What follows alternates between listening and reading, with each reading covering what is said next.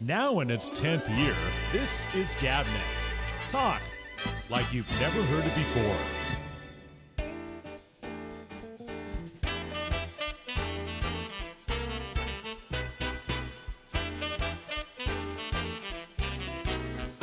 Hey,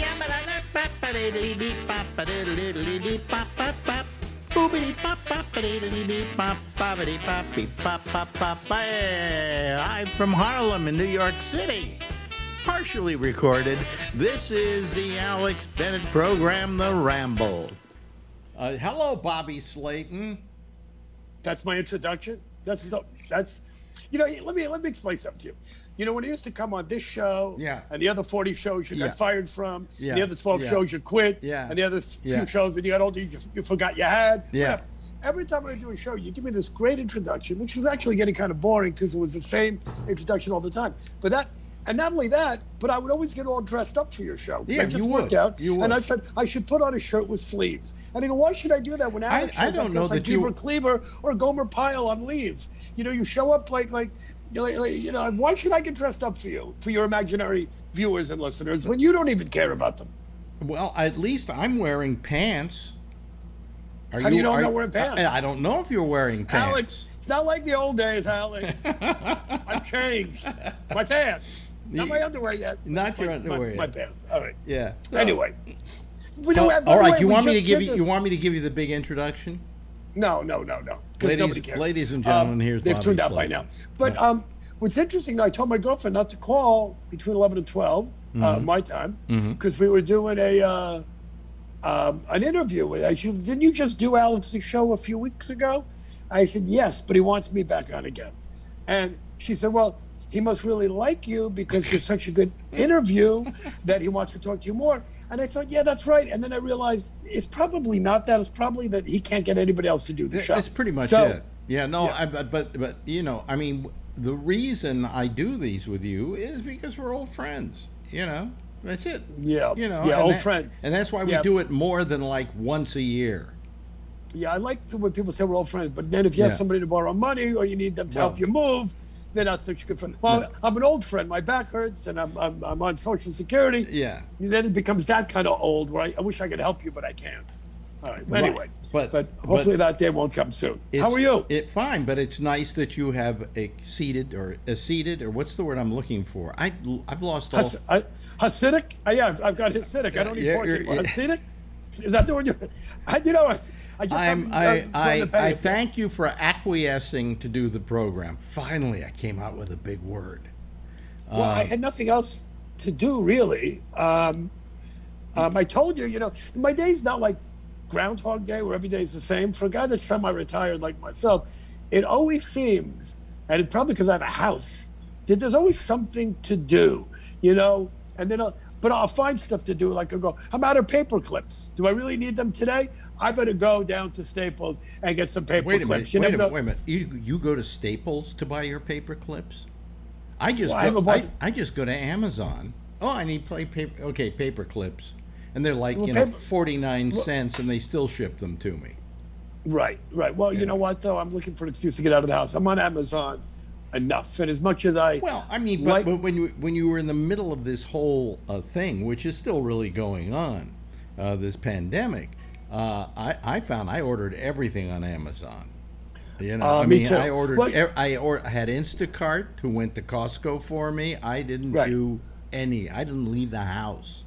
Well, the thing is, look, I like going to Costco. I'll go there every couple of weeks because I like going there because I see things I don't realize that I needed or I wanted, and I like to look at the wine selection. I like to look at stuff. You get to see stuff you didn't know you didn't need. But sometimes you don't need it, but you want it. Sometimes you want it, you forgot to put it in your cart. Look, I'm on Amazon a lot. What's interesting is that, I try to go to there's one local bookstore left at the bottom of the hill, and occasionally I'll go in there to look at books that, I go, wait, here's a book. Wow, I didn't know Mel Brooks had a new biography out or whatever. And then I look at the price and I can get it on Amazon half the price probably, but it's not right. I like to give money. Since I'm there, I give money to my local bookseller. Very good. That I will do. Very good. Yeah. Bravo. Yeah. Now I like to do that, but at the same time, I realized there was a lot of stuff I didn't realize I could get on Amazon. It finally sunk in, like my girlfriend would get me this shampoo. She said was great for gray hair, and it was available at this beauty supply place a mile away. And then I realized, why did I see if it's on Amazon? Of course it's on Amazon. So, I take advantage of that as much as I can as well. I feel somewhat guilty about it, because of exactly what you said about the bookstore. Right. That it's nice to go to the local store and buy it, but unfortunately they can't compete price wise, and they can't compete with the fact that I'm lazy.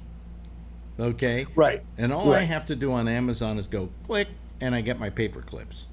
Right. Right. Well, no, that's fine. But I'm not lazy, and I like to go out and do things. And I jump in my car. I live LA is not a walking town, so but I live literally 5 minutes from my dry cleaner, my bank, my 5 grocery stores, my Whole Foods, my bookstore. So it's nice. Usually what I'll do is I just go down to the valley, do everything, and come home and feel like I've done something productive and constructive today. Well, as a matter of fact, when I'm done talking with you, we're having a heat spell, so I got to go to the nursery and replace a few plants. I feel like this is gonna be a big day for me. I'm a gardener now. I plant. I'm a horticulturist. When I lived in California, as you know, I always had a car, and I would even get in the car to go 3 blocks up to the pharmacy.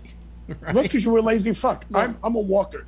But the last time my girlfriend and I were in New York, what was amazing to me, that she outwalked me one day. We'd stay in an apartment uptown on the east side. Yeah. And if people know New York, we would walk all the way down to the village, and we'd stop along the way. Oh, it's happy hour for oysters here. And I'd have a list of places I might want to go. Hey, let's stop in here for a beer. Let's have a glass of wine. Let's keep walking. Let's get a pedicure.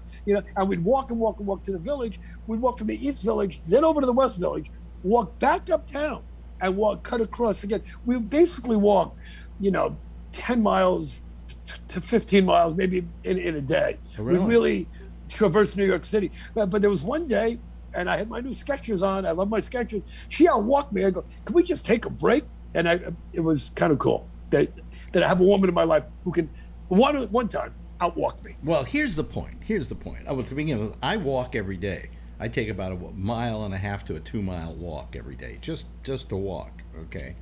But the fact is that when I was in California, had a car everywhere I went. Car. Go up to the mountains, go down to the seashore, drive. I behind the wheel of a car. Now I live in New York. I haven't owned a car since 2004. Well, let me ask you something. When you lived in San Francisco, and I remember one of the apartments you had in the marina, you were literally a 5 to 10 block walk to Chestnut Street to buy something. You wouldn't even walk to Chestnut Street to go to the movies, go to the drugstore, do anything? No? Most of the time I would do that just because finding a parking space if I drove there. But wait a minute, the pharmacy did have a parking lot. So, But anyway, the point I'm making here is I haven't had a car since 2004, and whenever I've needed a car, I've rented it.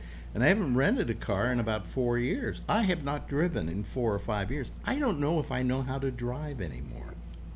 I just have that fear. If I got behind the wheel of a car, I wouldn't know what to do. I wouldn't have the skills. But you know what? You must be getting really old, because driving a car is like the old thing about riding a bicycle. Once you do it, you're not. I'm sure swimming, it is. You're not going to. I'm sure it is. But I get a little lightheaded lately, and I'm afraid that I don't have the same control I did.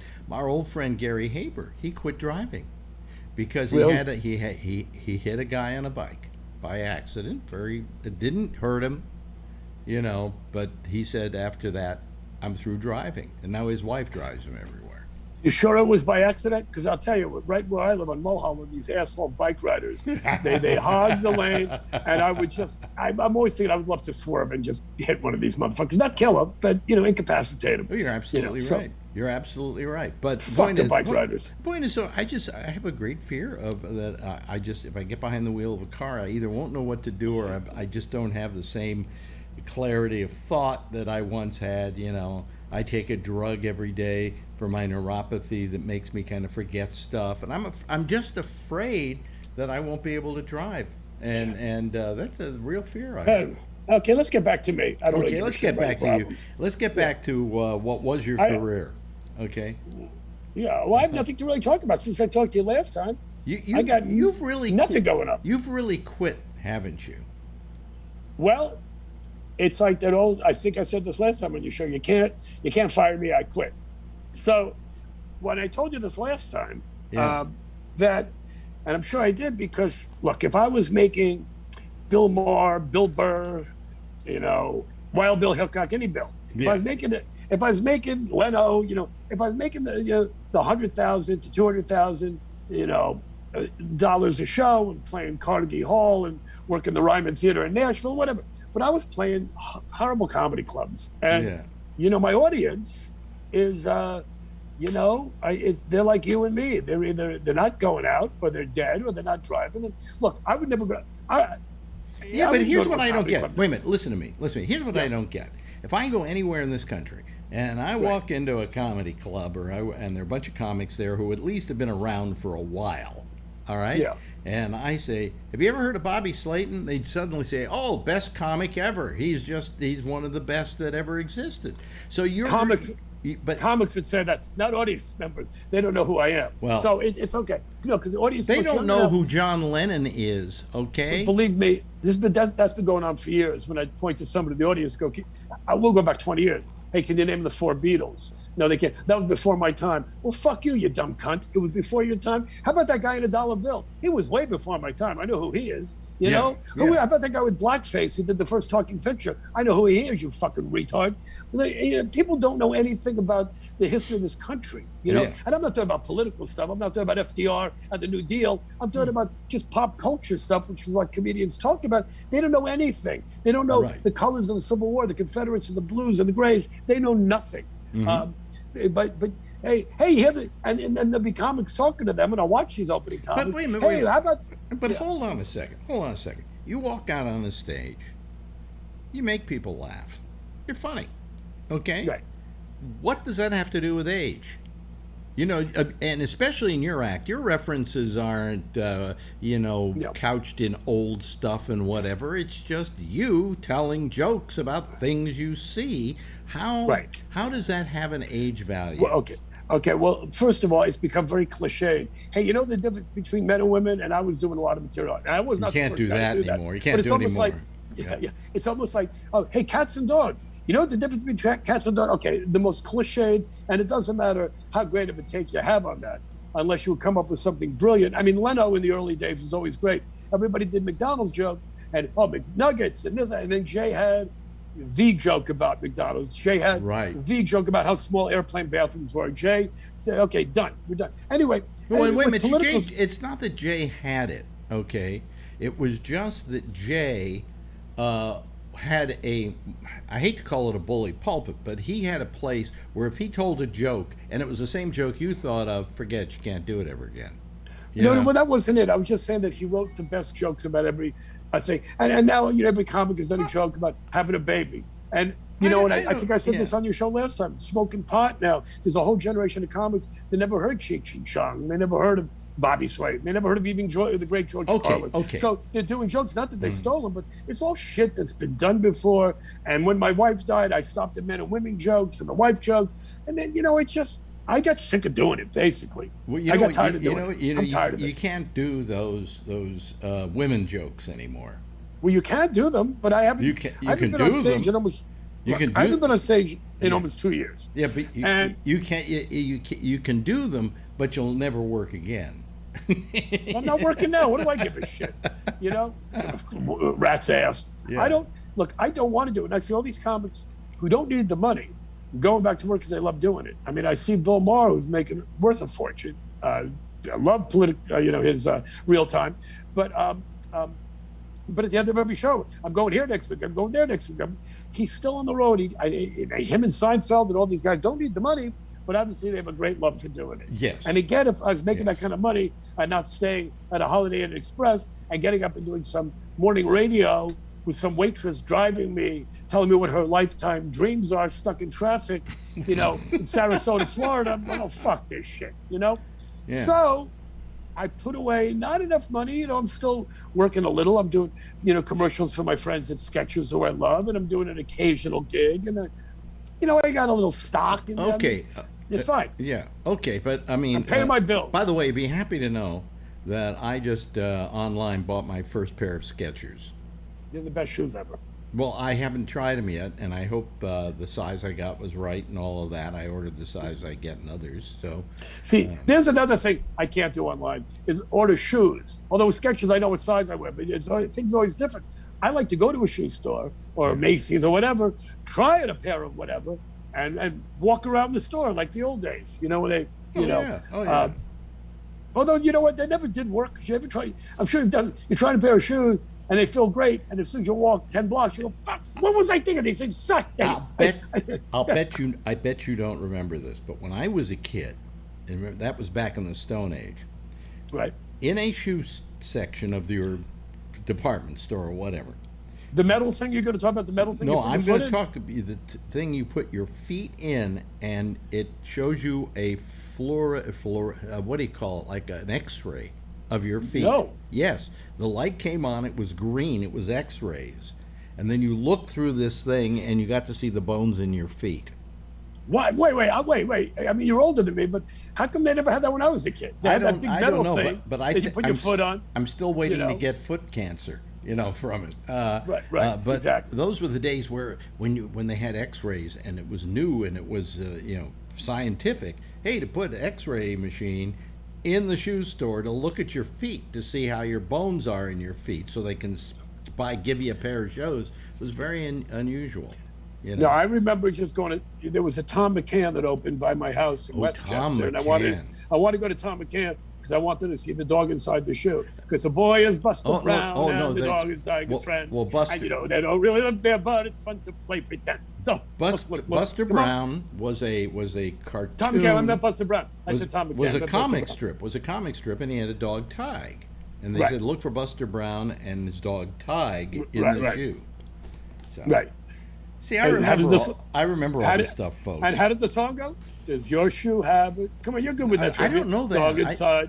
That was a big commercial. Now, here, what a funny place for a dog. I'll show you how we differ in age. Okay, who was the host of that TV show? That was before my wait. That was before which TV show? What do you call it? The show that was sponsored by Buster Brown, and I don't want to. Well, first of all, you have to remember something. You grew up on the West Coast. I grew up on the East Coast, so there were regional shows. Everybody remembers it as Andy Devine being the host of that show. Okay, Andy Devine. He kind of talked like me if I had throat cancer. Yeah. Andy Devine. Okay, well, he had a show, not Super Adventure Theater. That was Claude Kushner. No, but I remember watching Andy Devine when I was a kid. It was on a black and white. Something Andy. But before that, Andy's World. Before that, with all the characters like Froggy the Gremlin. Do you remember Froggy the Gremlin? Yeah, I remember. And what was the cat's name? Midnight the Cat. All right. But wait a minute. Hold on a second. 4 or 5 years old. To show you the difference in my age. That show originally on radio and then originally on television was the creation of and starring a guy named Smilin' Ed McConnell. Do you remember him? See? Absolutely not. You don't remember, but I do. But you know what? There's a lot of people I don't remember, but I'm so steeped in nostalgia of pop culture, especially television, movies, and music, that over the years, look, when I grew up in the 60s, I had no idea I was a big Rolling Stones fan. So when they did Love in Vain, I didn't know who Robert Johnson was. And of course, I didn't know who half these people were until I saw Buster Poindexter. Right. Oh, that was Arrow from the Caribbean. And so, I mean, I never knew who people were, but I've made it a point to educate myself, not to tell anybody about it, just so I knew. When I listened to an old blues song, and I have a great blues collection now, and I'll put on some music. And go, God, I thought the Beatles originally did that. I thought this was some, and you don't realize this, there's so much great music out there. Right. I remember you turned me out to Dr. John, the Night Tripper. I never knew who that lunatic was. Right. I remember hearing him on you, and then Allison Steele, the Nightbird of WNW, played Dr. John. Who's this guy? And he'd been around for years, and Professor Longhair. So I love all that stuff now. So that guy you just mentioned, McConnell, never heard of him. Never heard of him. Yeah, but you heard about Andy Devine and his show. I remember watching with the same thing. Yeah. Well, what happened was they decided, Smilin' Ed's just not with it anymore. So he still owned the show, but they just got Andy Devine to be the host. So they should do that for you, because you can still now, own you the see, Alex Bennett show. But since you can't do it anymore, they should get Andy Devine. Here's what you're talking about, though. Here's what you're talking about. That audience, you say, would not understand what you're saying. Okay. Right. They would not understand what we're talking about right now. That's why nobody listens to this program. Alex, I don't even understand what we're talking about. I'm just talking out of my ass. Hope it'll be over so I can jump back in my pool. Okay. No, but that's, you know what, it's funny you mention this, because right now I'm reading this incredible book that came out in 2017, Mort Saul's biography, not autobiography, written by a guy named James Curtis. Some people turn me on to it. It's called Last Man Standing. And I'm only on the third or fourth chapter. They haven't even got to the Lenny Bruce part. But they're talking about Enrico, and they're talking about how Mort Saul. Do you remember Don Steele? I know in San Francisco, he wrote a column. It wasn't the real Don Steele, the DJ. No. But Don Steele, he wrote a column in the Herb Cain days. Do you remember? No, I don't. You remember this guy? No, I don't. Well, anyway, they gave Mort Saul a radio show. I think broadcast out of Berkeley once a week, and he had Stan Kenton on. Because Mort Saul was a big jazz fan. Yeah. And he would open up for the Stan Kenton group and all these jazz bands in San Francisco. And these were clubs that were long gone before I got there. So him and Mort Saul were talking, and I'm reading this in the book. And after 15 minutes, Stan Kenton said, "Do you think anybody out there understands one word of what we're talking about?" So it was the same thing, that these guys are so immersed in jazz and whatever they were talking about. They didn't give a shit that nobody understood. They were talking about what interested them, is what we're doing. You know? Yeah. Well, I mean, there's nothing wrong with that. I just figured, what the hell? I'm 81 years old. I may as well act like it. Alex, let me explain something to you. When I met you, you're probably 35 or 40. You acted like you were 81 back then. I was practicing. You're practicing, and now you kind of grew into it. I was just saying to my girlfriend this morning, my God, I'm 66. I feel so old. She goes, yeah, but you're in the shape of a 50-year-old. I go, well, that's old too. Yeah, exactly. But I see that Charlie Watts just dropped out of the Rolling Stones tour because of he had a little operation. I go, he's 80. It kills me that Mick Jagger's 78 and still is viable. I used to have a joke about that. I said the Rolling Stones are getting too old. So old that the next tour is going to be called the Steel Walker Tour, Okay. Yeah. Because they have a Steel something tour at the time. Right. Forget it. Instead of the Steel Wheels Tour, nobody will remember what they were talking about. I'm just a radio host. I'm not really a comedian. So I wish I was talking to Andy Devine right now. If you stick around, you will be. Do you know how he got that voice? In case people don't know what we're talking about, go back and watch some old Roy Rogers movies and stuff like that. That's right. He was in all he was his sidekick. Right. But he was the Western sidekick. But he had this really gravelly voice, and he got that when he was a kid. He fell on a stick, and it went in his mouth, and he kind of fucked up his vocal cords, and that's why for the rest of his life he talked that way. But he got hired because of that voice. People always ask me what happened to my voice, and I go, I fell on a cock in San Francisco. It was nothing I want to relive. Well, you had polyps taken out, right? Yeah, a few times. But if you remember, when I would get on stage, I would yell all the time.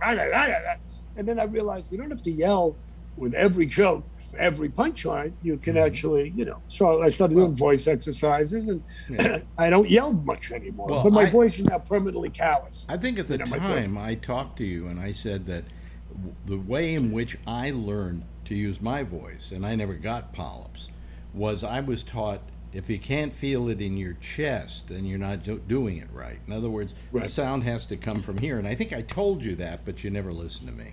Because you never listened to me. I probably couldn't hear back then either. When I told you to go into aluminum siding, you never listened to me. I know. And then I saw the movie Tin Men and realized I should have done that. Yes, exactly. Remember that movie Tin Men, Danny DeVito? Yeah. I read for that for Barry Levinson. It's so funny. Here's what I love about living in L.A. I ran into Barry Levinson. There's a little shopping center right by my house. This a great little shopping center. And Paul Stanley's up there every day drinking coffee. I see Rod Stewart there. I see John Voight. Whoever lives in the neighborhood. George Thorogood, And it's funny because I saw Thorogood in the grocery store the other day, and I said to him, I'm wondering if I should get one bourbon, one beer, or one whiskey, or a beer and 2 shots. I don't know what to get. What would you recommend? You know the song he does? Yeah. One bourbon, one scotch, one beer. Yeah. Anyway, and then I see Paul Stanley all the time, and I always say, who likes to rock and roll all night and drink coffee every day? And he rolls his eyes because every time I see him, I do that joke. Boy, but anyway, it's got to be like there are actors who have lines they're famous for, and people must come up to them all the time and say them.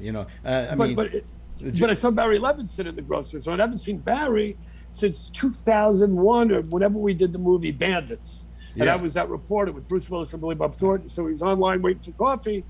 And I just rushed up to him and go, I hear the sleepover bandits are out of jail again. I'm doing a big story because I was like a news reporter. And it was just nice. I entertained myself. I'm not sure if anybody else is entertained. And did he look back at you and go, "You're who again?" Yeah. By the way, he's a great guy. He gave me a great part. Oh, he made me read like five times. But I read for 10 I think, and it was such a bad actor. I think that's one of the biggest parts you've had in movies. In fact, and it's probably 8 minutes, and probably 7-8 minutes. Maybe playing Joey Bishop in the Rat Pack thing may have been. That might have been 10, 11 minutes. I was throughout the movie, but no more than 30 seconds to a minute. Well, that's the way Joey Bishop's career was. So, Yeah. And then, I don't know how to do this with my, I was going to reverse my, and then, wait a second. Let me see if I can do this, okay? Because I'm really bad with reversing. Hold on a second. Wait, I got to show you this. Okay. You know what? I'm afraid I'm going to lose you if I fuck with anything. Okay. Wait, switch camera. Do I push? Wait, switch. There, okay, wait. There you so, go. See? So there's I was a Mexican in Wayne's World too. Right, you were. Yeah. Okay, let me switch back. Hold on. Yeah. Okay. Wow, I can't believe I pulled that up. Yeah. That was yeah. And then wait. Let me show you another one. As long as he's learned how to use the camera in reverse. So that was my first TV appearance. That was Sandy Becker. Yes. Who was one of the first morning yes, TV, he was. one of the coolest. Here in New York. Yeah. That's me singing Popeye the Sailor Man on the Sandy Becker show when I was 5. Okay, but anyway, it was so funny that with Wayne's World 2, I went in to read. It was literally maybe a 20 to 30 second scene, maybe. Yeah. And it was a I was in the credits. The watermelon wrangler. Okay. And I think if you used a black guy to carry watermelons, that would have been too racist. If you used a Mexican to carry, farm worker, that would have been too obvious. So they used me, which is fine. That's fine. Right. My big 30 seconds in Wayne's World too. And it took all day to film the fucking scene too, but whatever. Well, whatever. So whatever. So basically, you're not doing the clubs because a lot of your material today would be considered wrong. That's not why I'm not doing it. I'm not doing it because everybody was off for a year, and then when it was time to go back, look, I'm doing a corporate gig for these guys in October in Las Vegas. Mm-hmm. That will be almost 2 years that I have been on stage. So in the next month or two, I'm gonna have to go back to the Improv or the Great Club like Flappers. You're gonna have to work. You're gonna have to work out. I'm gonna have to do that, and I don't really give a shit if people. I'm gonna be performing for a bunch of guys doing like 40 minutes. It's a very, very tough gig. They're a great receptive audience, but to not work for 2 years and just go back cold, that's gonna be tough. So I'm gonna have to go back to the club and do some of the old. Stuff, and I'm going to do the Chinese stuff, and I'm going to do the women's stuff, and the Me Too movement, which I'm a little tired of already. I got to bring this to a close, and by the way, stick around after we're through because I want to say goodbye to you. But what I want you to can't say goodbye on the air. Well, I mean, I want to talk to you after we're through here. Is there something you want to talk to me about we can't talk about in front of your imaginary viewers? Yeah, it's a real personal problem. No, anyway, for closing, and since you can't do the material anymore, okay, because it's not woke, all right? Right. Tell me the worst woman joke you've ever heard. The worst woman joke I've ever heard? Yeah. I can't remember jokes. I don't know. I can tell you the best one. I mean, it's a classic. You're not going to write a better joke than if, women didn't have a pussy, there'd be a bounty on their heads. There we go. Boom. That's the greatest joke. That's one of the greatest jokes I've ever heard. Yeah, yeah. Period. The one I always liked was, why do women have periods? And that's because they deserve it. Right. Yeah. Well, there's a lot of women jokes, you know. And, there's just some great one-liner jokes. You know what they then go? They go, you tell those kind of jokes because you hate women. No, we tell those kind of jokes because they're funny. And we hate women. And we hate funny women. First. Yeah, look, I got a great girlfriend, but she's, women are all lunatics. I've never met one that isn't a lunatic. Of course. And, my girlfriend, and she doesn't like me talking about it, will always say the same thing my late wife said. Why are you yelling? I'm not yelling. I'm a Jew. I'm a New Yorker. This is how I talk. And then the last Jerry Seinfeld special, he did that same line. My wife says or something similar. My wife, how come you yelling at me? Because that's how I talk. I yell. I'm not yelling at you. Exactly. Hey, listen, we've gone way over what I normally go over with anybody, but you're worth every second of it. Every moment I have savored here, spending with you. Can we do this again? I really love doing it. And then you're going to have to answer to your girlfriend. You just talked to him a month ago, Yeah. And then you say, well, we've been best friends for, God, how many years now? Jeez. I don't even know. God. I've known you longer than Andy Devine. Let's leave it at that. Exactly. Anyway, ladies and gentlemen, Bobby Slayton. He's not playing anywhere. He just came on here because he's a nice guy, and he did this for me. I'm actually, you know what? In October, I'm actually hosting a show with Gilbert Gottfried. Gilbert has it on his website. Gilbert Gottfried's a dirty comedy, filthy comedy festival or something. Yeah. And they asked me if I wanted to be on it. I go, I haven't worked. I'll host it with Thea Vidal and a woman. It's two women, Patty Rosborough and Thea Vidal. I said, I'll host it. So that's going to be my big return to stand-up. I didn't put it on my website because I'm not my show. And that's really going on the internet, so it's not like exactly stand-up, but, Anyway, what's that? Is it a thing that's going to be? No, it's a live show. Oh, it's a live hotel in Vegas in October. It's on Gilbert's website, so I'm going to host Gilbert's show. So that's my big return.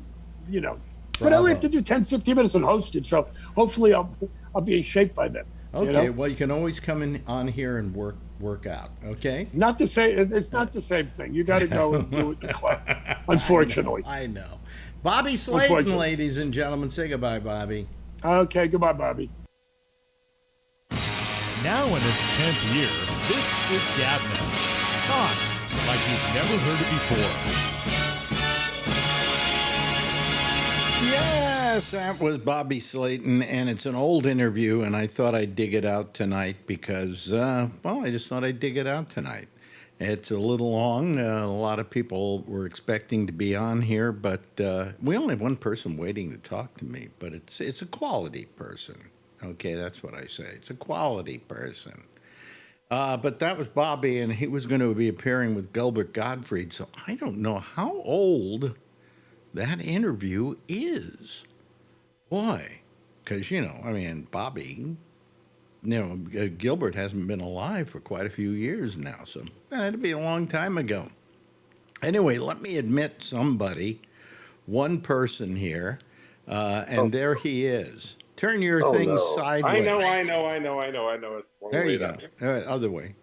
There. No. I know. Yeah, there you are. There you are. See? I hate. Oh no, but I got you in the background. See, I have you over there. You have your picture. I have my picture. Oh, I see. Picture. Okay. All right. Well, there's a delay there. You're the only person that's called tonight. Thursdays are terrible.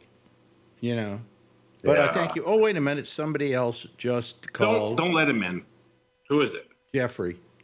Don't let him in. Jeff Stein? A nice guy. Come on. No, I'm just kidding. All right, guy can't ignore it. Can you hear me, Jeff? Jeff, can you hear me? Yeah. Yeah. Well, then your audio's fine. Everything. I don't know what you're looking for. You're fine. Yep. I really smile, Jeff. Hitting your buddy Bobby. Yeah. Well, I thought I'd replay it because he's always worth replaying. Yeah. And they mentioned Gilbert. It's like, oh. Yeah, when I heard that, I went, well, I should have checked that one out. I knew it was old Ben there. But I figure, well, hey, well, maybe Gilbert survived. I don't know. Anyway, here comes Tom Yamaguchi. He's a good one. He's a good one to have here. There we go. Hello there, Tom. How are you? Fine. Charlie Watts died in 2021. so this interview was definitely before 2021. Before 2021, and yeah, I think you mentioned what Bobby Slayton mentioned was that Charlie Watts had retired from the Rolling Stones. I think he was retired for about. Well, he left because he had an operation or something, but he was. I think he was maybe a year before he died, maybe less. And Gilbert died. When did Gilbert die? I didn't look at that one. I could look and check. Oh, wait a minute. Hold on. Zoom. Let's see here. Echo. When did Gilbert Gottfried die?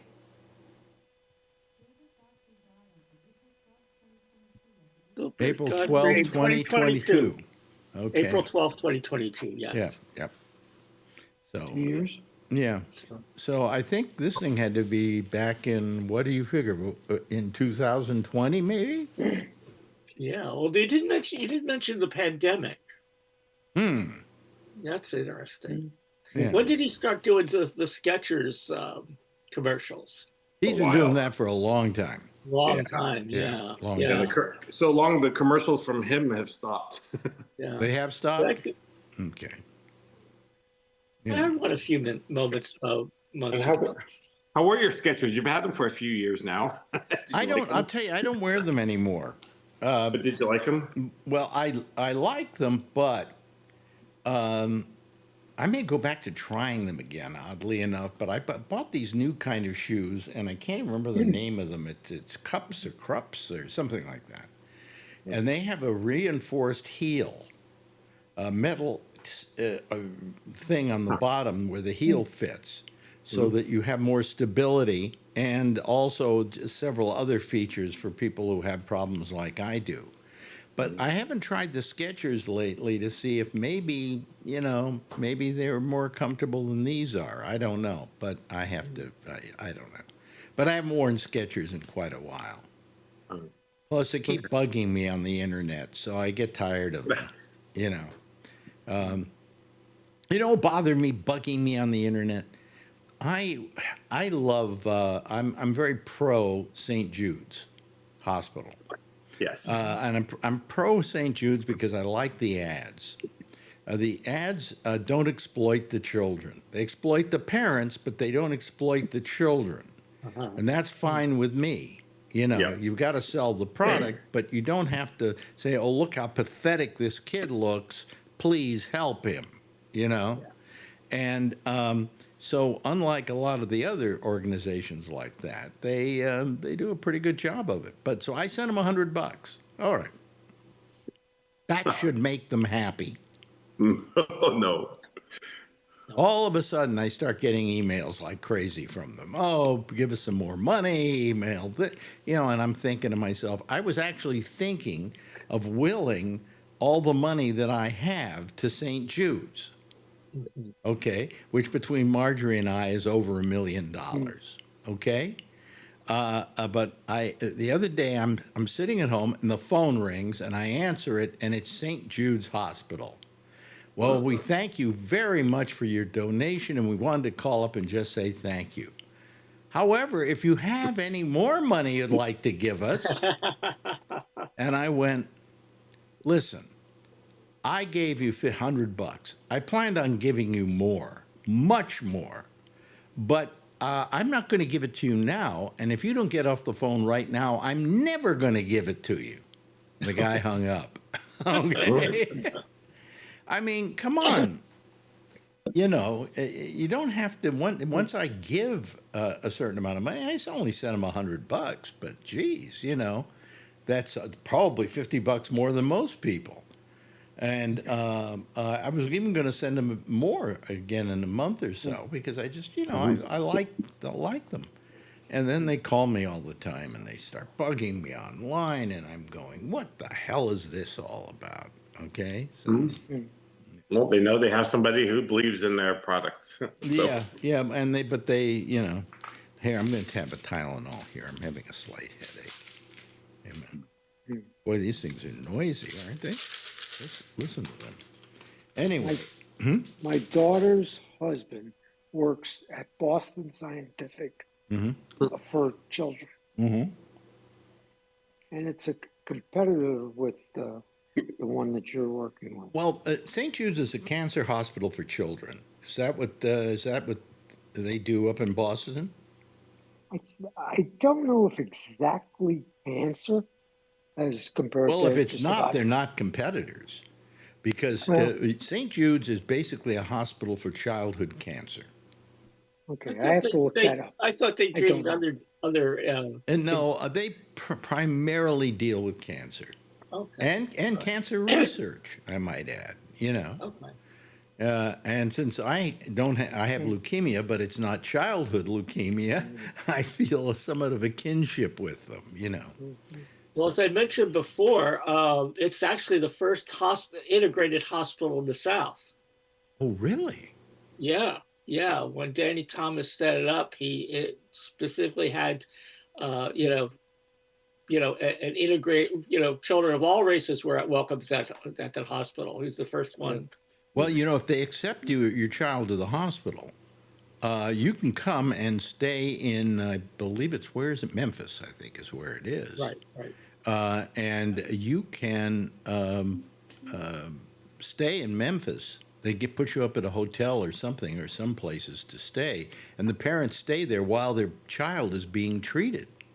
So, I mean, it's really a very good hospital, and I really believe in it. And even the fact that they're bugging me a little bit isn't going to change my opinion of them, Yeah. So, But anyway, what I thought I want to do tonight? Something I've never done on any show I think that I've ever had. Because I wanted to ask each of you guys a question, and I don't know if anybody else is going to join us here. But Marjorie and I were sitting around talking the other day, and we started talking about our childhood. And then we started talking about words we used when we were kids. Like, what did you call taking a dump when you were a child? What did your parents teach you the word was? Can you remember? Really, you can't? I can. Yeah. What? I'm not going to tell you yet. Okay. Do you have one that, what did you call taking number 2? I think it was taking a dump. No, but you were like 3 years old. Come on, you're not going to say, I'm going to go take a dump, Mom. No, but I don't know. I don't remember that one. Don't you remember what term they gave you to say? No. Poo-poo? Yeah, 3 years. Poo-poo. Okay, the one I was taught, my parents called it was What? I'm not kidding you. Like and I suddenly, when we were talking about it, I suddenly remembered, it came back to me that it was Why it was I have no idea, but my parents said, are you going to go so that was the word that I used for it. Jeff, was there any term your parents taught you to say when you said you had to take a number 2? The only thing I can remember is number 2. Number 2? Okay. Well, that's better. And what about urinating? Did you have a term for urinating? Take a leak. No, you're 3 years old, for crying out loud. I don't remember my childhood. You're not going to, at that age, at 3, 4, 5, you're not going to use leak, okay? I don't know. Wee-wee? I don't know. Well, that's exactly what I was taught, was wee-wee. Wee-wee, yeah. It went along with Wee-wee. Did you use wee-wee, Jeff? Yeah, I think wee-wee's a good one. Oh, you're settling on wee wee, are you? Yeah, why not? How about you? How about you, Brian? Brian. Yeah, I know, Brian. Well, what about you? I mean, come No, on. You don't remember any of this? I When you don't were a kid? remember. No, I remember my mom passed away when I was 13. So Mm. my childhood, I don't remember much. I mean, thank God my No, mom, but this is my before. mom, Yeah, yeah. my mom had a camera. Mhm. So she took pictures all the time.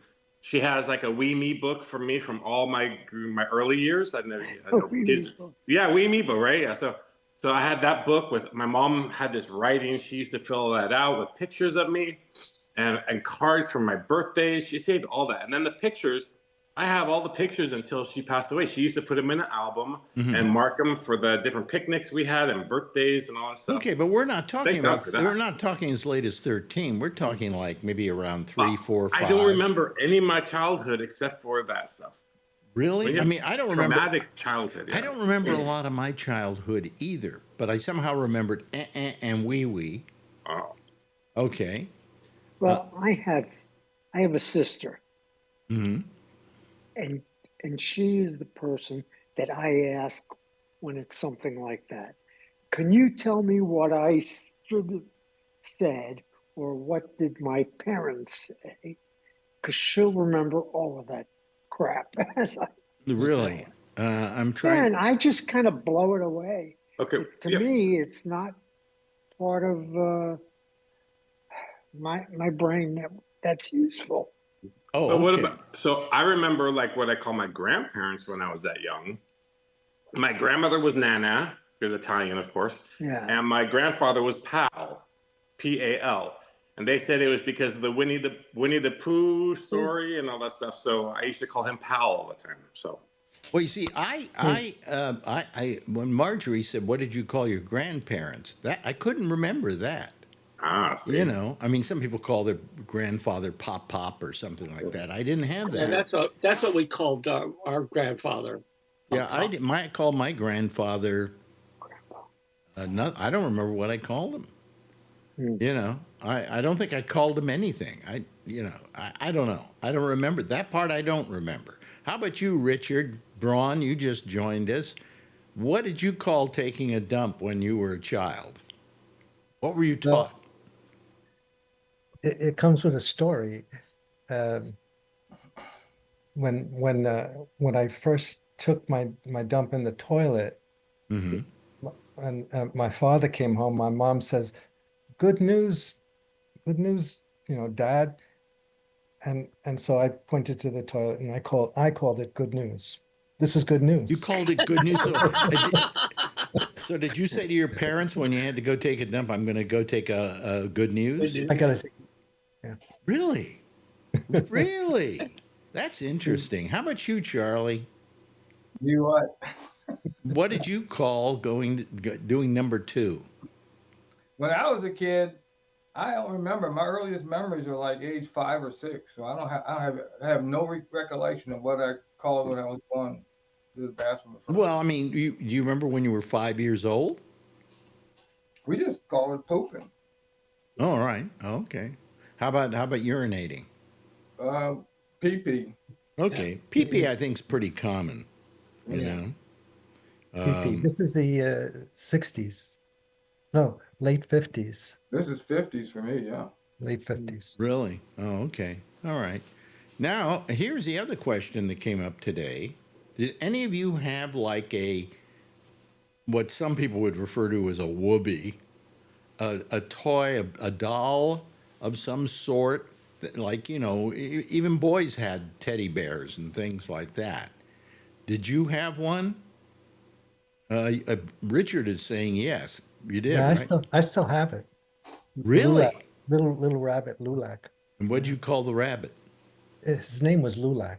Lulak. Yeah. Okay. How about you, Tom? I remember. I think I did have some kind of stuffed animal that was big that I could sit on, but I vaguely remember it. That you could sit on? Yeah, it was like a cushion. It was Oh, a stuffed animal. yeah, but you didn't have a little like doll or something that you clutched? No, nothing nothing like that. No. How about you, Brian? Anything? No. Boy, you no. had a deprived childhood. My God. I did. I did. How about you, Jeff? Zero. Zero? Zero. You don't memory. remember because most children have some I kind know. of a if you didn't have one, it was given to you usually by somebody. You know. Yeah, my kids had a blanket or. I know my son had one. And Still has it. And what was your son's name for his? I don't remember. What was it? A that. bear? Teddy bear? I don't know. Okay. I could look it up. Yeah. How about you, Charlie? Did you have a teddy bear or something like that? I didn't. That's probably why I'm so screwed up today. Really? I had there was nothing I could hold on to calm myself to go to sleep or anything. It was like. So outside of Richard here, none of you had a whoopee, as some people would refer to them. Okay, I had one. I had a bear. I had a bear. Little bear, and his name was. I named him Piddly. I don't know. Now see, I don't. All of a sudden, these names came falling out of me when I was talking to Marjorie, and I'm going, how do I remember Piddly? Actually, I did have a toy. I called Elmo. Elmo. Wow. When I was growing up, this was in South Jersey. There was a guy on television in Philadelphia named Bill Weber, and he had a little morning variety show. And when they did the weather, he had this toy, like the tightrope walker. So it was a guy on a cycle, little doll with two things out to balance him, and somebody I guess would wheel this thing on a little line, and he would catch the doll he called Elmo Wiffle Weather because it was WFIL. So the character was named Elmo Wiffle Weather, and then he'd read the forecast. And I love that toy so much. I had my parents get me one, so I had my own Elmo Wiffle Weather. Oh, okay. So the guy was selling dolls on top of everything else. No, he wasn't selling the doll. He was just doing the show. Oh, but the doll was actually a doll named Elmo Wifflewaffer or whatever? Well, I don't know what the official name was, but that's what he named it. And then they found one and they got it for me. Oh, I see. So he had the doll on the show and then he used it. Exactly. I see. Okay. Yeah. Let me see here. I'm trying. Otherwise, that's all we talked about was our whoopee and our pee-pee and caca, whatever. Well, we've got quite a capacity in our brains to remember stuff. So well, how about Richard seems to be more memory wise on this one. What did you call going number 2? Well, wait a minute. You just said that. You just told me that one. How about urinating? Was that the same thing? Pee-pee. Pee-pee. Okay. At least that's what I think it was. That's the default term. Either pee-pee or wee-wee.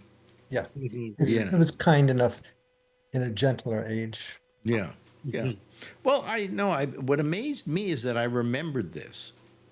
Immediately when I talked to Marjorie and I said, and then I had a little bear and his name was Piddly. And how did I remember that? I mean, I quit having Piddly around when I was, at least maybe 5, right? But by that time he was falling apart anyway. I remember his ass was losing all its fur and, and so was I, actually. Anyway. No, I thought I would just ask those questions tonight because we've never asked these questions of our audience, and it's very interesting that none of you had an answer except for Richard. Richard had good, solid answers on this.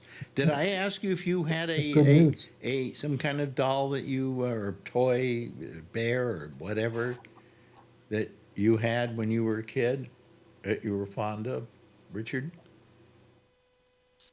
The toy? Mm-hmm. Other than Lulac? Oh, Lulac. Yeah, you mentioned Lulac. Okay. All right. Now, but here's something. When you were a kid, what was your favorite toy to play with? And you probably don't know about toys till you're about 5. I mean, you remember ones when you were 5. What did you like to play with the most outside of yourselves? Cars. Cars. Cards? I always had cars. Cars. Yeah, but even when I was born, my godfather gave me a football and a basketball and like stuff. Yeah. Even when I was born. So But with the cars, are you talking about like Hot Wheels and stuff like that? yeah, and even when I was younger, I remember some pictures. I have like a wooden car with the wooden wheels, like a kids level type car. But cars have been since day one. Tom, do you remember a toy you had that you particularly liked when you were a child? Yeah, my father, Thomas Francis Campbell Sr., who's a carpenter, actually made me a train set out of wood with little wooden wheels, and they were hooked together with the little hook and eye. Those were the And I love that train. I would roll it all over the floor. Wow. Yeah. How about you, Richard? Anything? I think Mousetrap and Game of Life. Oh, those are games. Yeah, those are games. Yeah. But there wasn't like a toy of some sort that a lot of times parents will give their kids, especially their boys, a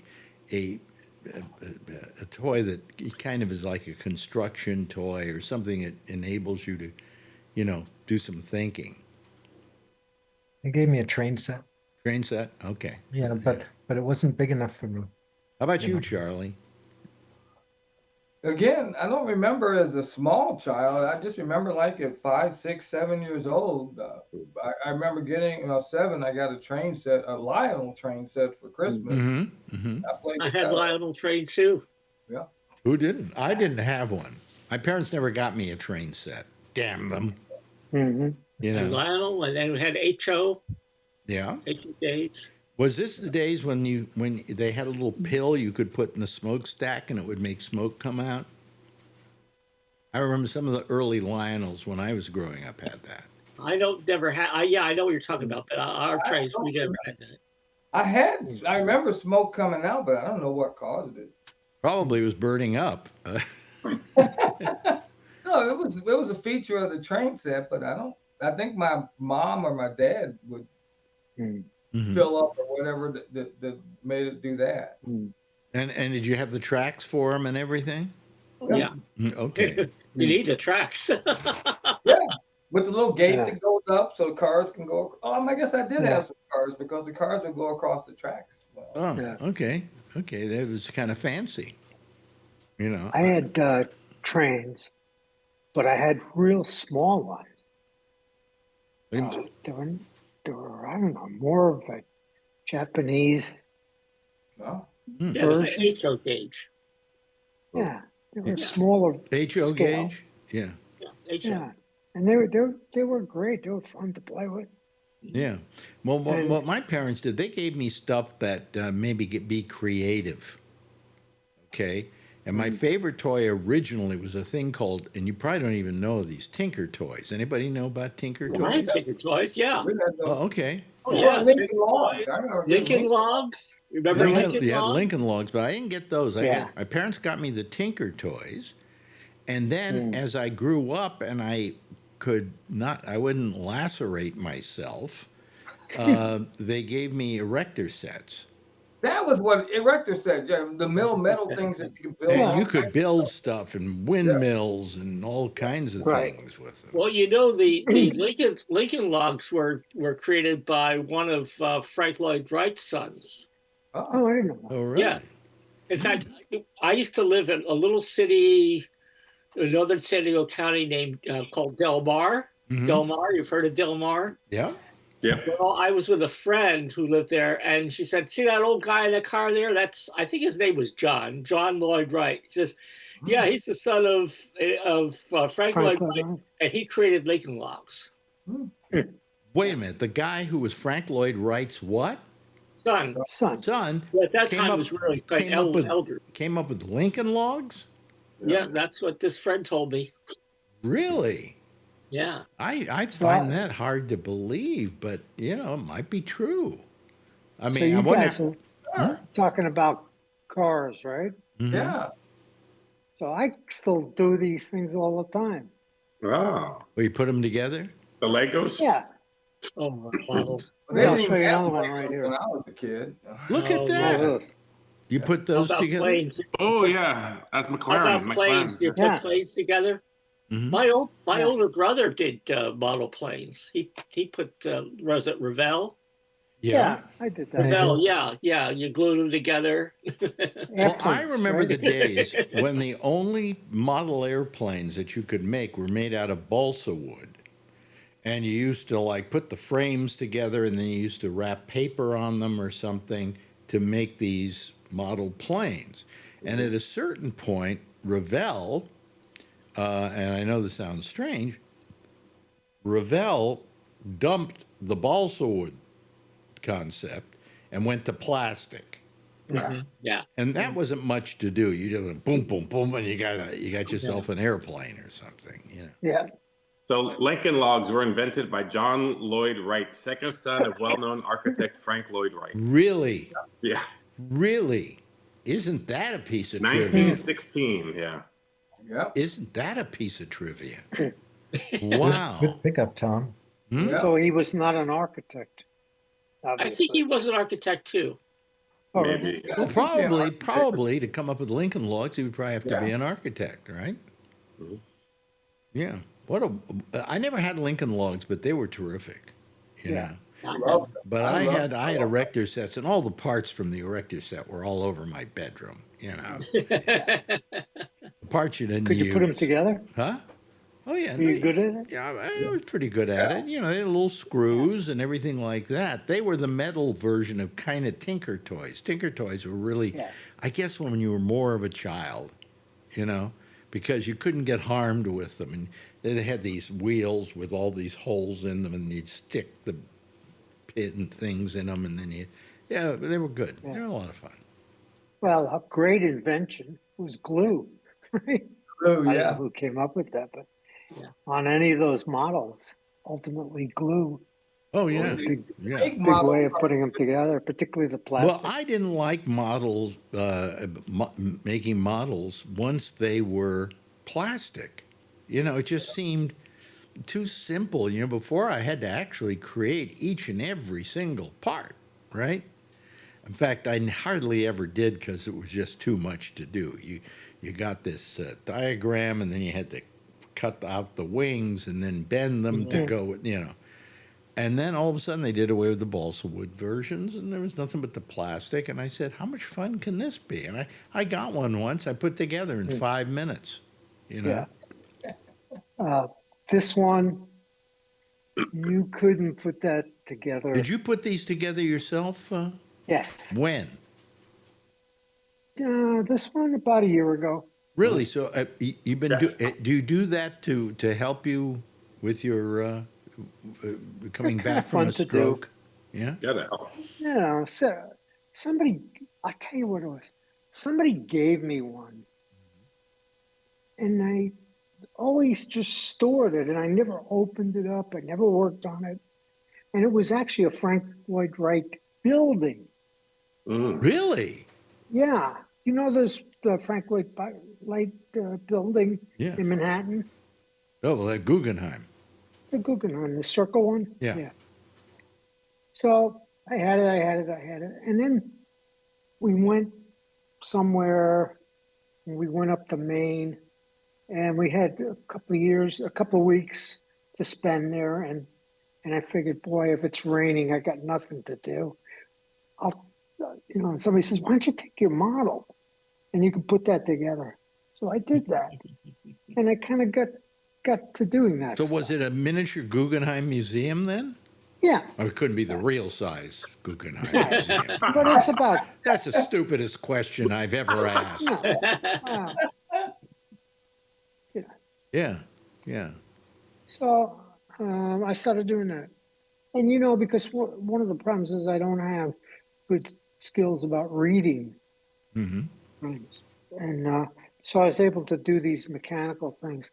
And I got to tell you, this one had, I would say, several thousand parts. Well, hold it up again. The McLaren, yeah, I have that one, Jeff. I haven't put it together yet. Well, Jeff has. Yeah, and you know who does that stuff is Kevin. Kevin's addicted to that stuff. He's sending me texts of the pictures of the ones that he's been building. If he calls, oh really? I wish he called tonight. Yeah. His whole. Yeah. Yeah. Well, we all have wonderful childhoods. Yeah. Yeah. This one I just did. It was pretty. That's pretty good. Small and easy. That's nice. Yeah. Well, I mean, it's nice to see that after your impairment, as it were, you have that kind of dexterity. Yeah. Yeah. Actually, when stuff gets so small, I get Pam to help me. Mm-hmm. Because my fingers are not as They're not as nimble. sensitive of these real small. Marjorie leaves me every morning when I get up. She leaves me 2 pills that are filled with vegetables or something. I don't know, one of those stupid things you see on TV. And she leaves 2 of them, one for the morning and one for night. Well, I never going to remember to take them at night, so I just take both of them. And when I try and get 2 pills in my hand at the same time, it's hard for me to grab them these days and to hold them and put them in my mouth. So I have to be very careful. Yeah. You look like you have that problem, right, Charlie?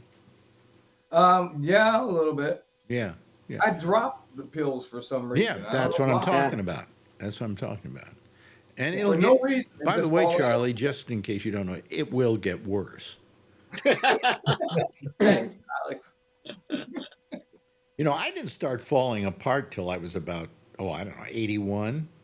And then the legs started to go, the feet because of the neuropathy and this thing and that thing.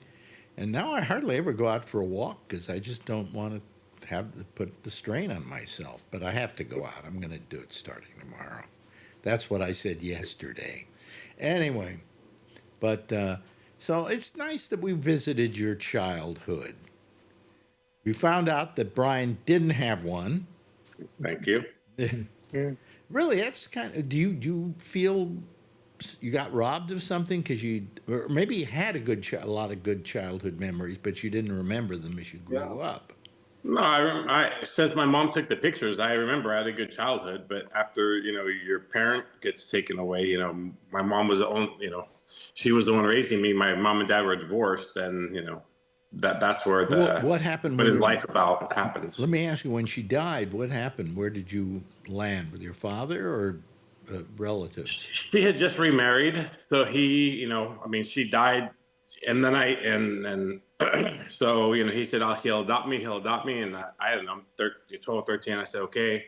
He adopted me, but then he was never home. He was always with his girlfriend and then wife and that stuff. So what were you? To raise myself. You raised yourself. That's fascinating. Yeah, he would show up like once every month and like yell at me for not doing yard work, and then like, okay, let's go to the grocery store and fill up the cart, and then he'd be gone for Wow. So that's interesting. That's fascinating. So when your mother was alive, was she a very present mother and a good mother? Oh, 100%. Yeah. Yeah. I mean, I played sports. We all came to my house to play sports in the front yard and in the front in the street. And then when my mom would pull up, I'm like, okay, guys, bye. And I would go in the kitchen while she's making dinner and talk about her day. Yeah. So she was very, very present with me. So I imagine that was pretty tragic for you when she. Oh yeah, 100%. Yeah. And then it was pretty tragic for me when my father went. He was only 59, and it was a pituitary tumor, which 5 years later they could easily take care of, but at that time they didn't know any way to take care of it, and that pretty much really put me off. When my mother went, she was like over 100 years old, so I just went, hey, one more parking space. She lived to be 100 and change, and at that point I just didn't really feel much of anything because I felt, hey, she had really lived a good long life, and if I'm going to sit here and cry about that. I'm being selfish because there are people that lose their parents very early, and I got to keep my mother till she was over 100. I think that was God's way of getting even with me, but because my mother was kind of a pain in the ass. But anyway, she lived to be 100, so I had her for many, many years after my father went. But I remember when my father went, I was just distraught because I loved him. I was crazy about him. And losing a parent, I'm sure everybody here has lost a parent by now because you're a bunch of old farts. They're old. Yeah, but I think we'd all agree that's the most traumatic thing that can probably happen to you. Sorry, I'll be back. Thank you, Arnold. I got a call. No, I got a call. Adrian's calling me. My daughter's calling me. Your daughter's calling you. Okay. She's more important than you guys. Bye. I don't blame you. Oh boy, he's speaking of fathers, he's a good father. For a guy who never was a father till he was, I think, over 50. Yeah. Or maybe was he over 50 at the time? No, maybe a little under 50. But he was 48 when she was born. Yeah, he became a great father. I mean, he's just got a very loving relationship with Adrian, and also the other two kids that were his significant others' children. He took on as a parent, but he was, of course, more fond of Adrian because that was his flesh and blood. But he's been a great father, You've all had children. If you had children, you've had children, haven't you, Tom? Yeah, I have two. You have two, and Jeff has children. And one of them her birthday is the day before yours. Really, the 17th. Yeah. And Richard, you have some children? I have two of my own and 5 steps. Five stepchildren? Right. Wait a minute. My first wife started without me. Hmm? My first wife started without me. Okay. And she gave me 2. Mm-hmm. And then I married again and had 4 steps that way. Wow. Yeah.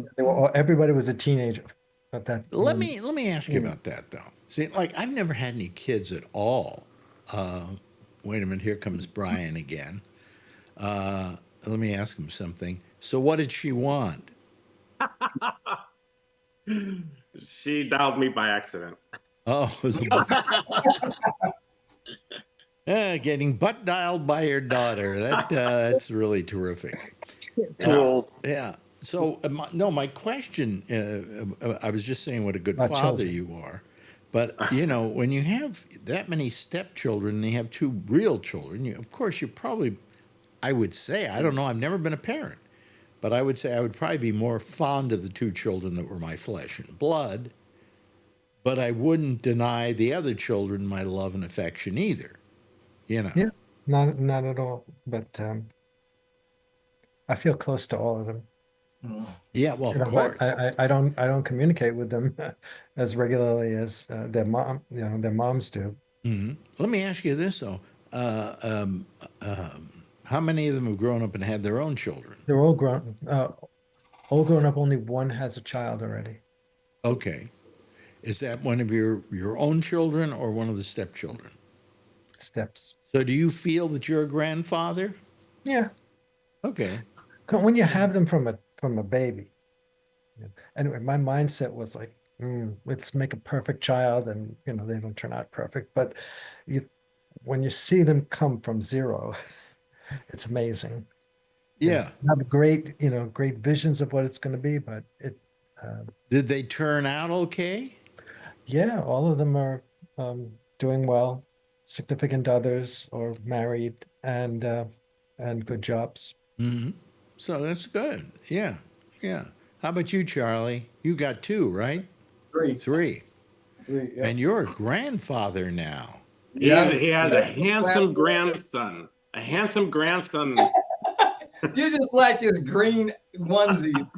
I see that picture with him with his dad, and I'm like, oh, who is this? That's Charlie. You love these pictures. Yeah, I saw those pictures too. I do. I love him even when he's wearing Eagle stuff.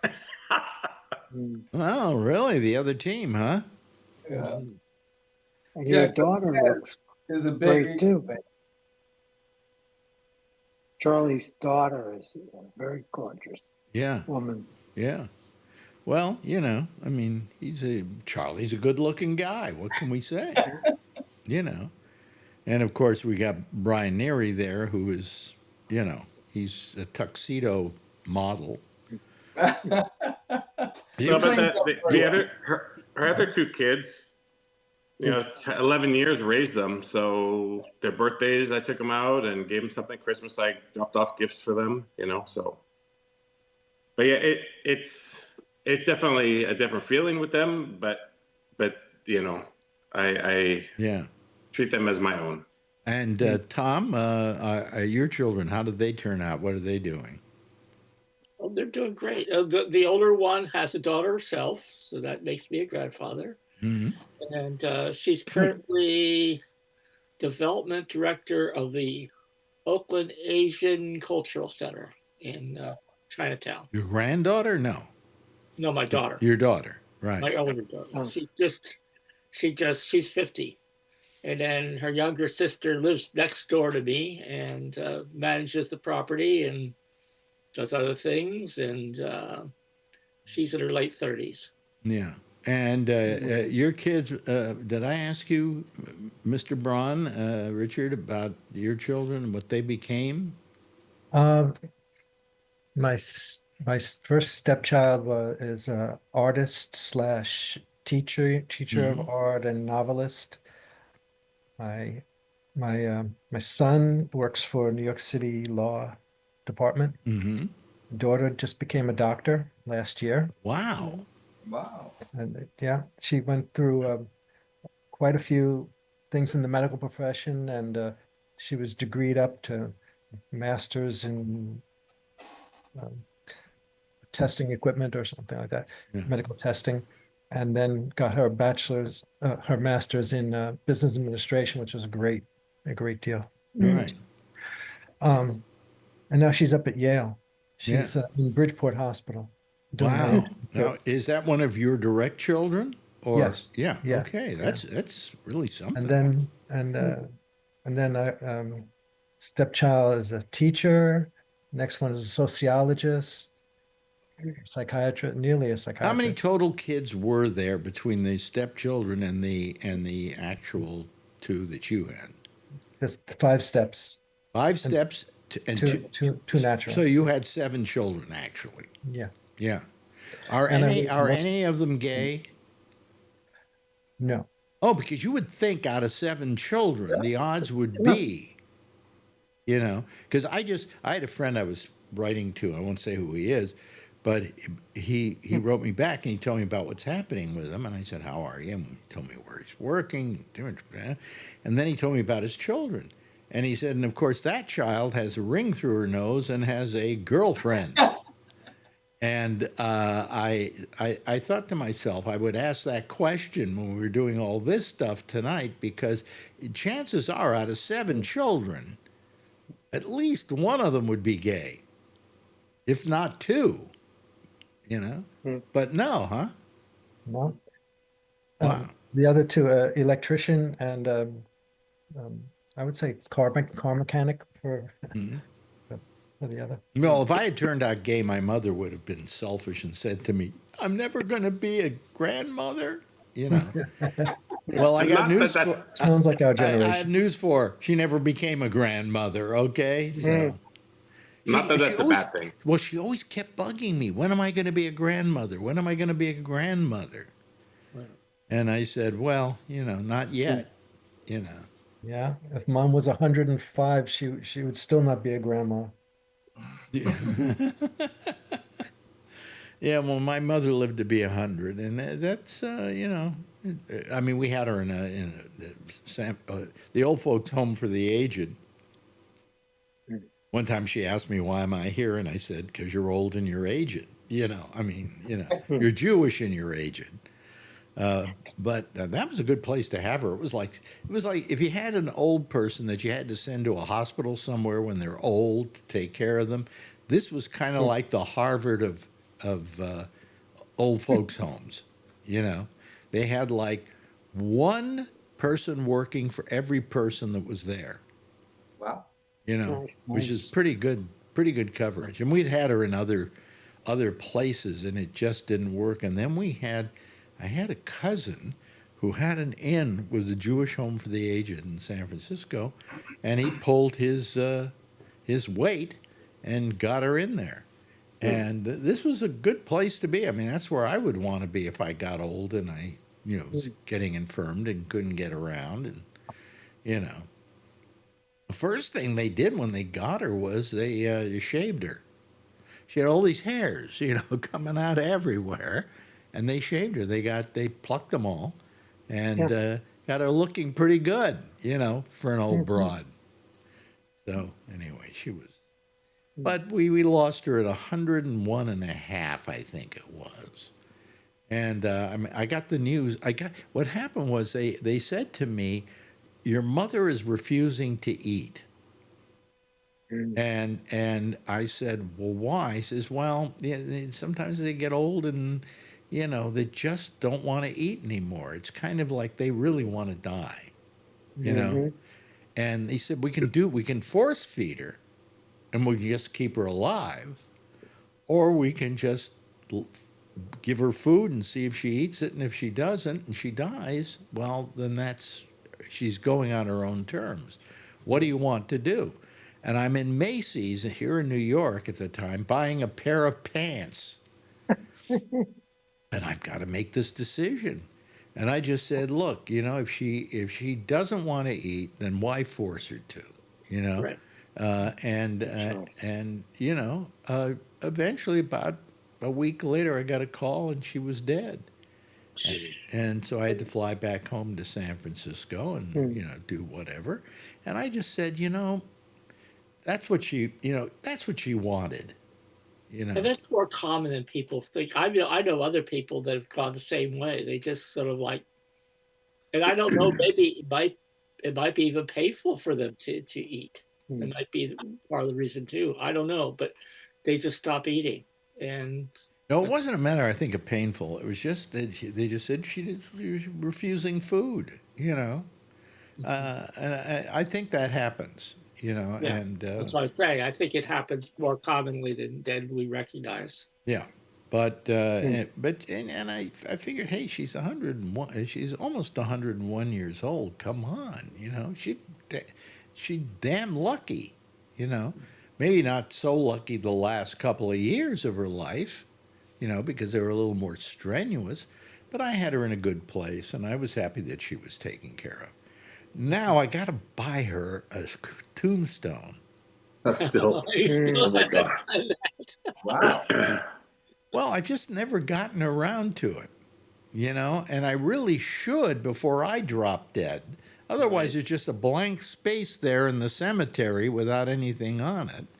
And all I've got to do is pull my father's stone and just put one whole stone up. And, how much could that cost me? Probably too much. A lot. A lot. Well, did you say you have $1 million? Yeah, Marjorie's selling her apartment, and we're going to wind up having over $1 million. Yeah. Okay, because you got Shecky's inheritance, right? Yeah, right. That helped us get towards the $1 million. Yeah. Uh-huh. Yeah.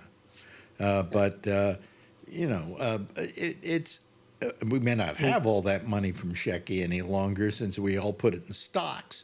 But anyway. Oh God! Oh God! Well, no. Start the music. Don't talk about the orangutan, please. Don't talk about the what? The orangutan. Exactly. Nothing. What about the orangutan? No, Don't talk about the orangutan. Start the music and let's go. Oh, we haven't talked about the orangutan all hour, and that was my desire for this. Thank you very much for never mentioning his name or talking about it. Anyway, thank you, Jeff. We appreciate it, really do. Tom, always a pleasure to have you here. Richard, Do it as often as you can, okay?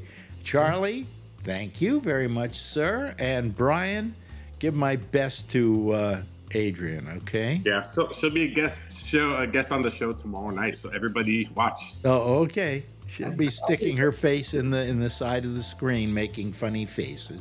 Everybody, give a big wave goodbye. I'll give a big wave goodbye at you. Okay, there they go. That's our citizen panel for tonight. Amy is back tonight with The Intersection. She'll be up next. I will see you again tomorrow night, same time, same station in life. And in the meantime, if you see her, tell her I love her. Okay, bye bye, everybody. Talk to you later.